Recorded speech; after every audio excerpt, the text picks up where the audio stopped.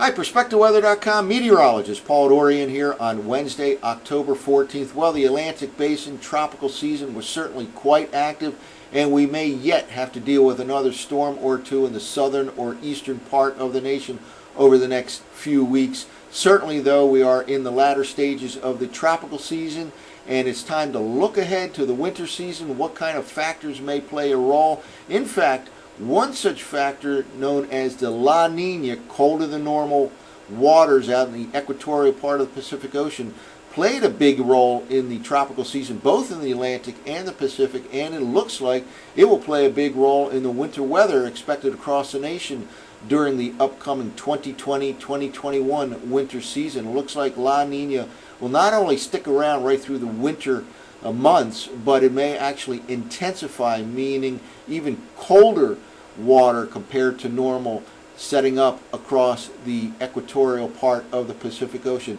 That is one of many factors we'll discuss in this video over the next several minutes with respect to the upcoming winter season. Another area of interest in terms of sea surface temperature anomalies is across the northeastern part of the Pacific Ocean, where there's a large area of warmer than normal water. That too could play a big role. And then I want to take a look at the prospects for what I call high latitude blocking events. This high latitude blocking is characterized by high pressure, usually very slow moving, perhaps even stationary high pressure that can set up over the wintertime over places like Greenland, northeastern Canada, Iceland. And when high latitude blocking sets up, it increases the chance for cold air outbreaks to make it from central Canada into the central and eastern part of the nation. The better the chance for high latitude blocking, the better the chance for cold air intrusions into the central and eastern U.S., and in turn, the better the chance for accumulating snow in that part of the nation. There are a few signals I like to look at this time of the year that tend to give a clue as to the prospects for high latitude blocking events to occur in the subsequent winter season. One of those, believe it or not, involves the sun, and specifically solar activity. There's a correlation, a strong correlation between low solar activity and the prevalence of high latitude blocking. So we'll kind of talk about that over the next few minutes. The snowpack that develops this time of the year across the northern hemisphere can have an impact on whether high latitude blocking is a higher prospect for high latitude blocking in the winter season. So we'll talk about that and look at some teleconnection indices that sometimes the trend that develops in the fall season foreshadows what to expect in the winter season. Teleconnection is kind of a fancy term meteorologists use for what goes on in one part of the world can have an impact on another part of the world. So we'll look at some trends with respect to teleconnection indices, the Arctic Oscillation and the North Atlantic Oscillation, and what that tells us about the prospects for high latitude blocking. And finally, I'd like to look at analog years, years in the past that feature similar sea surface temperature patterns around the world. By looking at the winter weather in those analog years, and I have found 5 such analog years, it can sometimes give you an accurate clue as to what to expect in the upcoming winter season. And specifically in a La Nina type of pattern, you have colder than normal conditions across much of the northern U.S., which I do expect this upcoming winter, and generally warmer and drier than normal from the western U.S. to the southern U.S., basically from California to Florida. We'll focus in on all those possibilities over the next several minutes. Well, let's start off by looking at the current sea surface temperature anomaly chart from around the world, and a couple things pop out at you, quite noticeable. All this blue right here off the west coast of South America, cutting across the equatorial part of the Pacific Ocean. All this is colder than normal water. La Nina, this horizontal line right here represents the equator, 0-degree latitude line. And again, we developed La Nina a few months ago. It played a big role in the tropical season by specifically suppressing activity in the Pacific Ocean, far below normal tropical activity this summer in the Pacific Ocean. And La Nina in the Tropical Pacific is actually a favorable factor for tropical activity in the Atlantic. Indeed, it was a well above normal year in the Atlantic, but it looks like La Nina will continue in this region, maybe even intensify over the next few months and continue right through the upcoming winter season and have a big impact on the weather this winter across the nation. Another area of interest is this warmer than normal sea surface temperature pattern here in the northeastern part of the Pacific Ocean. That has actually been a pretty persistent kind of a feature over the last decade or so, and oftentimes it results in high pressure ridging that forms maybe over or just to the south of Alaska over these warmer than normal waters, and that in turn kind of promotes the movement of cold air masses from Alaska, northwestern Canada, towards the northern part of the U.S., and that indeed looks like it'll be the situation during the upcoming winter season. We'll see in a moment here. La Nina conditions in the wintertime generally lead to an enhancement of the polar jet that forms across the southern part of Canada, the northern part of the U.S., and it helps to keep the northern part of the U.S. colder than normal. Indeed, that's what I'm expecting, especially from the region of, let's say, Montana, the interior northwest to the eastern Great Lakes. Also expected to be colder than normal in New England and the Mid-Atlantic region this upcoming winter season, but be more of a battle in that part of the nation because at times there will be high pressure ridging popping up over the southeast U.S., and that could kind of repel some cold air masses at times that come in from the northwest and head towards New England and the Mid-Atlantic region. But again, La Nina to play a big role in the upcoming winter season, and perhaps this area over the northeastern Pacific also will be important. Last winter season, we had weak El Nino conditions out here in the central part of the Pacific Ocean with warmer than normal conditions, warmer than normal sea surface temperatures, and of course we had a warmer than normal winter across much of the nation with very little snow in the Mid-Atlantic region. In fact, some spots in the Mid-Atlantic region had their least snow since the season of 1972-73, or perhaps as far back as 1997, 1998. Do not expect a repeat of that virtually snowless winter in the Mid-Atlantic region. Notice also the Atlantic, kind of mixed signals coming from the Atlantic. Some areas are near normal, few areas above normal, and spots are even below normal, so kind of mixed signals. Nothing really jumping out at you with respect to the Atlantic Ocean sea surface temperatures at this time. Well, one of the reasons I do expect La Nina conditions in the tropical part of the Pacific Ocean to continue right through the upcoming winter season is that many computer forecast models suggest that that will indeed happen. This is a compilation of numerous computer forecast models with the prediction of ENSO. That's El Nino Southern Oscillation, and there are three different states of ENSO. One is El Nino, which is warmer than normal sea surface temperatures in the tropical part of the Pacific Ocean, and that shows up above this neutral line right here, which right here is a second state, neutral ENSO conditions, and then below that line, La Nina, right in this region right here. And as you can see here, we have been in La Nina, colder than normal sea surface temperatures throughout the tropical season, throughout the summertime, and if anything, that actually drops a little farther into negative territory over the next few months. In other words, even colder relative to normal in terms of the water temperatures out in the central part of the Pacific Ocean, the tropical Pacific Ocean. These are rolling 3-month averages, and here's the December, January, February, and January, February, March time period. So this is indeed the winter season right in this region right here. And again, quite a bit of supporting evidence here by these computer forecasts for La Nina to not only continue through the winter season, but well into the spring next year. Then some of these models have it moving back to neutral territory. It's a little premature to say that. I think there's a chance La Nina could extend even beyond the spring and early summer of next year, but for sure it looks like it will last right through the upcoming winter season and indeed have a big impact. Again, this entire plot here is only focused on the tropical part of the Pacific Ocean, and one of the reasons, a couple of reasons we focus on the Pacific Ocean. It is the world's largest ocean by far. What goes on in the Pacific Ocean has indeed a big impact anywhere and everywhere around the world, and it just so happens in the U.S. we are in a part of the world where the westerlies dominate. Upper air winds generally flow from west to east, maybe northwest to southeast or southwest to northeast, but generally westerly winds across the nation, and that brings weather conditions really from the Pacific Ocean right into the U.S. So it's kind of doubly important to look at the Pacific Ocean when you're living in the United States.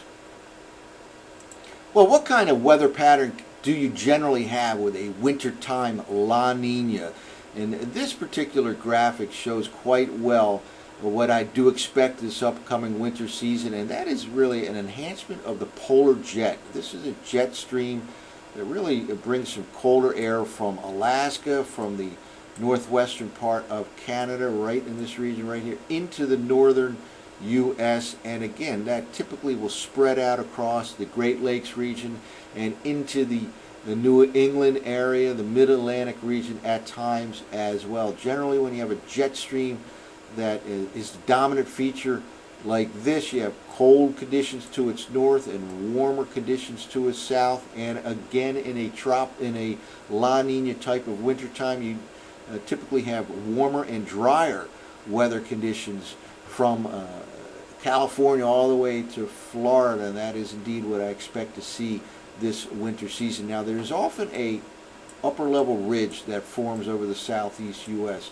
right in this region right here, and that is why the Mid-Atlantic region, maybe even southern New England, could be somewhat of a battle zone with respect to temperatures. Every time this pops up, it tends to inhibit the influx of cold air into the Mid-Atlantic region from the northwest. I have high confidence that it will turn out colder than normal from, let's say, Montana, the interior northwest, all the way to the eastern Great Lakes. A little bit less confident about New England and the Mid-Atlantic region, but nonetheless, I do expect slightly colder than normal conditions all the way to the Mid-Atlantic region with this La Nina weather pattern that's setting up for the winter of 2020-2021. Well, let's kind of shift gears a little bit right now and talk about the prospects for high latitude blocking. By the way, all of these plots and graphs and numbers and tables I'm going through during this video discussion are right there on the posting on the PerspectaWeather.com website.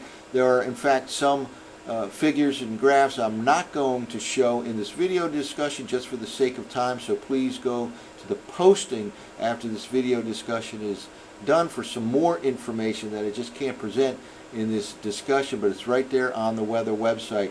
Let's talk about high latitude blocking. This is a phenomenon where higher heights, higher pressure than normal can occur over places like Greenland, northeastern Canada, Iceland, and when high latitude blocking develops and is prevalent during a winter season, that increases the chances for cold air outbreaks to be able to make it from northern Canada into the central and eastern U.S. We do know cold air masses will develop over the next several weeks with the decreasing amounts of sunlight and the increase in the snowpack in the northern hemisphere.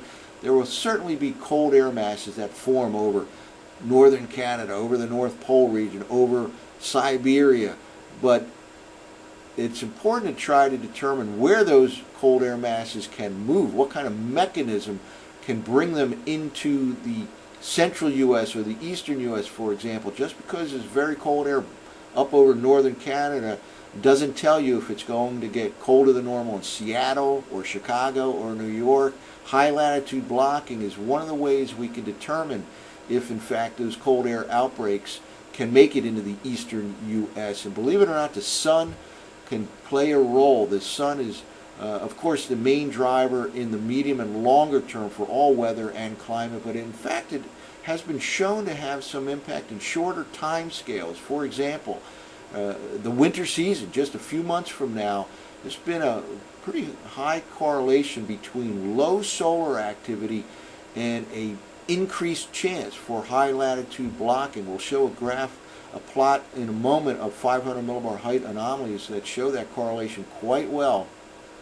Probably one of the safest bets in this winter outlook is that, in fact, we will continue to have low solar activity during the upcoming winter season. We are in the latter stages of a deep solar minimum, by some measures one of the deepest solar minimums in 100 years or so, and it's very likely that we'll continue to have low solar activity right through the winter season.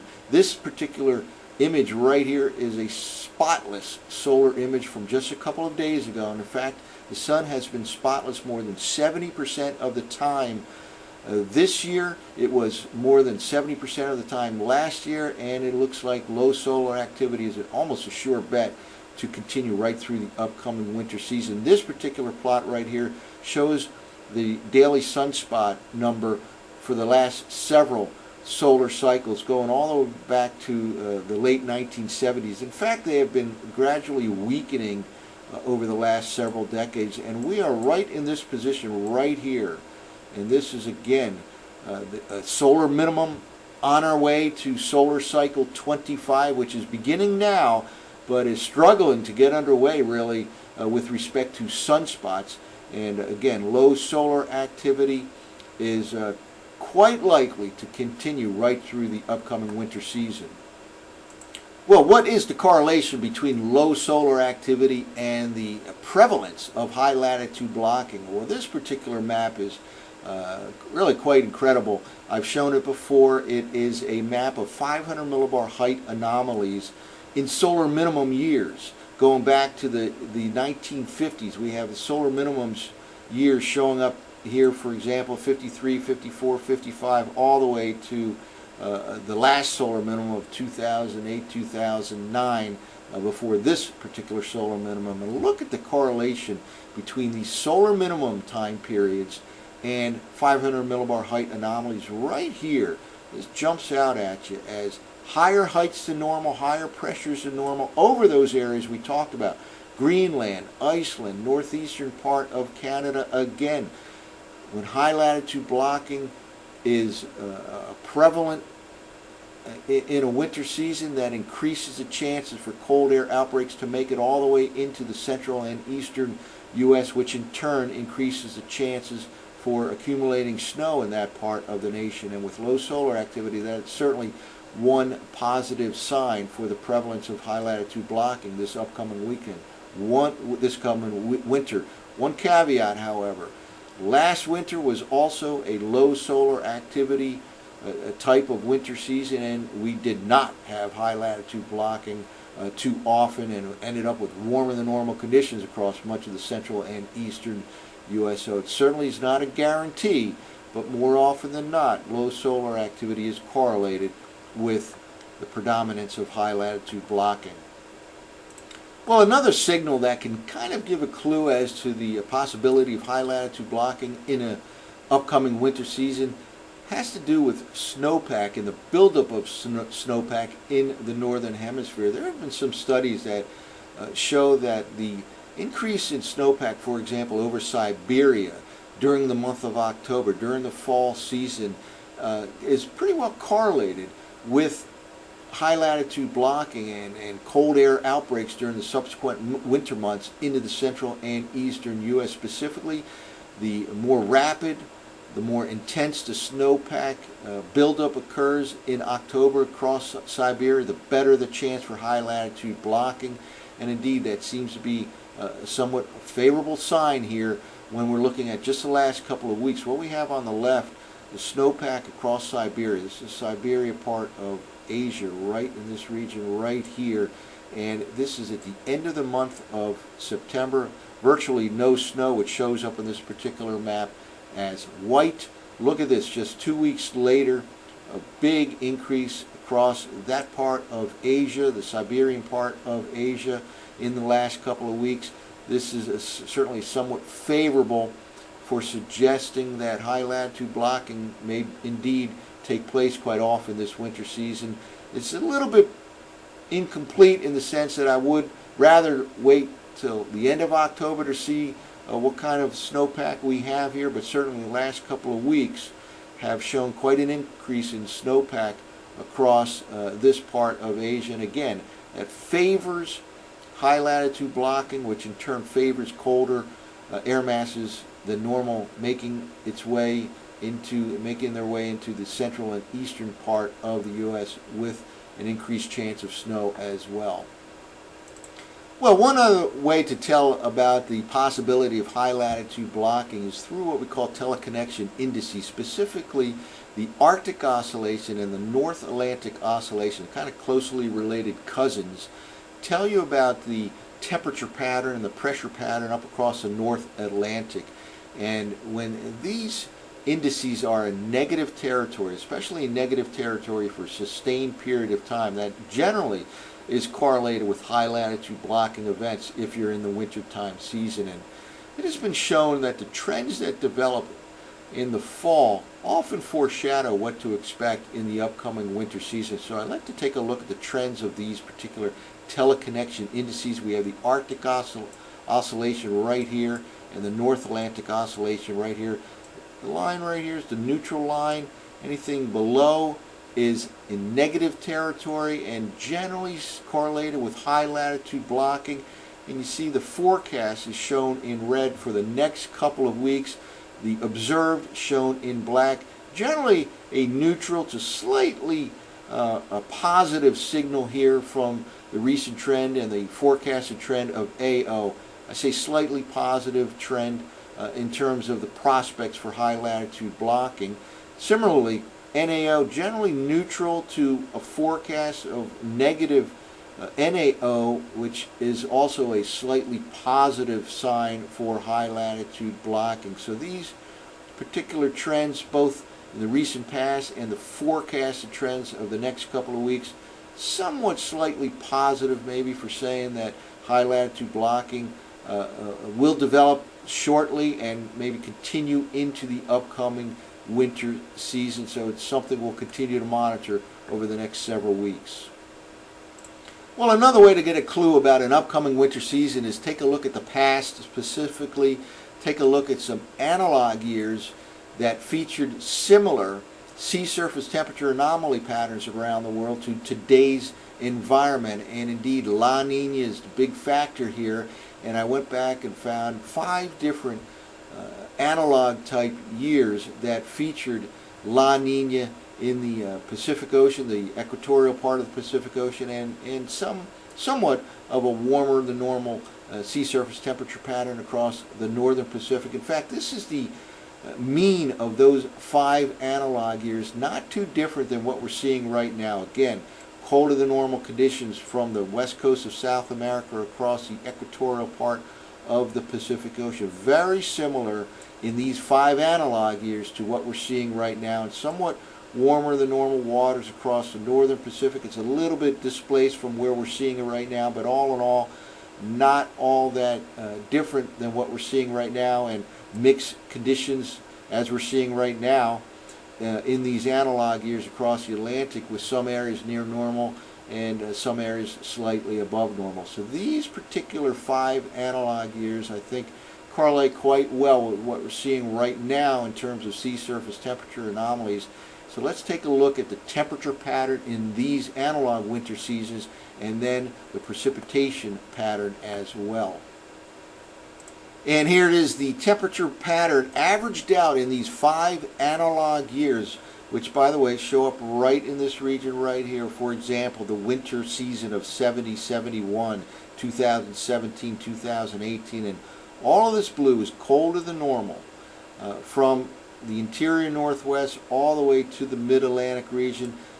Again, that matches the typical La Nina type of wintertime pattern, is what I'm expecting this winter season. Colder than normal across much of the northern U.S. all the way into the New England area and down to the mid-Atlantic region.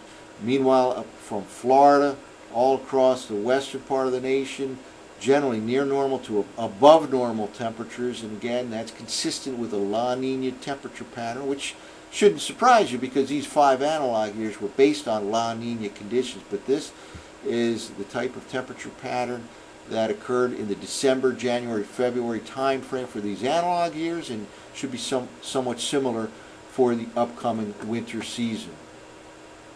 Well, how about the precipitation anomalies for those 5 analog winter seasons? And here it is, in largely near normal across the nation in a La Nina type of winter. And California can be, certainly that can happen this winter, be especially dry in a La Nina winter season. And really, again, extending from the southern to the western part of the nation, drier than normal conditions, near normal across the northern half.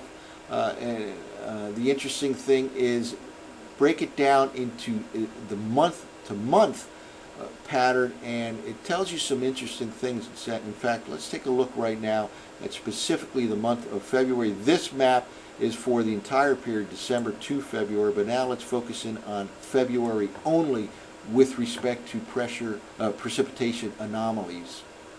And here it is. This is the month of February for these analog years. And notice this blue. This is above normal precipitation amounts in much of the Mid-Atlantic region, northeastern U.S. Above normal, shown right in this region right here. That's telling me that the bulk of the snow could fall in the second half of the winter season in the central and eastern U.S., the Midwest, the Great Lakes, the Mid-Atlantic, the Northeast U.S., when most of the precipitation falls in the month of February and March, then most of the snow can fall in the second half of the winter season. So that's kind of an interesting finding here from these analog years. So I do expect much of the snow will fall in the second half of the winter season in this part of the nation.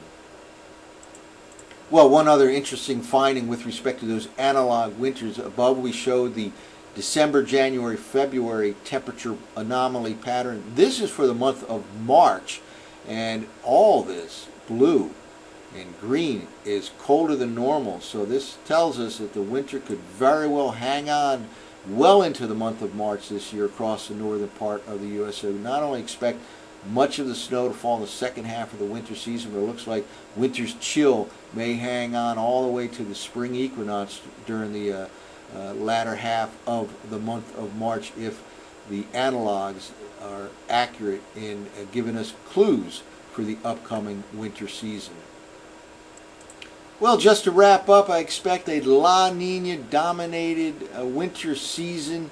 It looks like La Nina condition with colder than normal water will continue out in the tropical Pacific right through the upcoming winter season. We talked about several other factors that will play a role, the possibilities, somewhat favorable prospects for high latitude blocking events during the upcoming winter season. All of this should lead to colder than normal conditions across much of the northern U.S., especially from Montana to the eastern Great Lakes, probably somewhat colder than normal across New England and the Mid-Atlantic region as well, with near normal to slightly above normal snowfall in the Mid-Atlantic region. I have some specific numbers in the posting here for the I-95 corridor region of the Mid-Atlantic region, and I expect warmer and drier than normal conditions to extend from California to Florida during this upcoming winter season. We'll of course monitor all of these factors over the next several weeks and right through the upcoming winter of 2020-2021. For PerspectaWeather.com, I'm meteorologist